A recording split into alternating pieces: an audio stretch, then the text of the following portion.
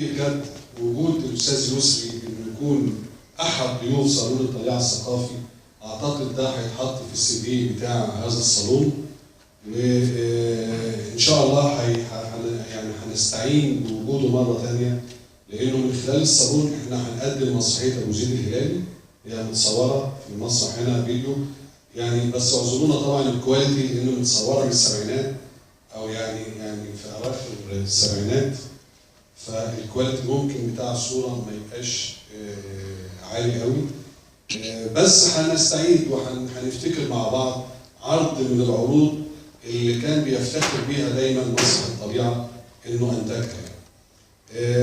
في فيلم تسجيلي اتعمل عن الاستاذ يسري، للاسف كنا عايزين نشوفه النهارده مع بعض، انما القائم على هذا الفيلم للاسف ما قدرش يفنشه قوي، كان المفروض انه بايت من امبارح سهران وطول النهار شغال فيه.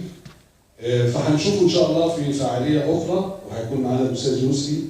اعتقد فيلم فيه جهد كويس قوي، ومعمول فيه جهد جميل بتكليف من الدكتور مصطفى سليم رئيس المركز القومي للمسرح.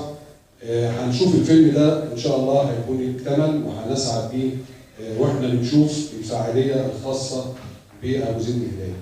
استاذ يسري انا بشكرك جدا، وبشكر الاستاذ جرجس، وجودك عمل ثقل، وانتوا الاثنين عملتوا دويتو في الندوه، اسعدتونا وشرفتونا، وبشكر كل الساده الحضور، الاستاذ عبد الرازق حسين طبعا، الاستاذ رحاب، اشكرك يا فندم، الاستاذ جلال الهجراسي، باقي الزملاء، اصدقائي القائمين على المركز القومي للمسرح بقياده الفنان والشاعر والكاتب اللي انا بفتخر انه من احد اصدقائي دكتور مصطفى سليم.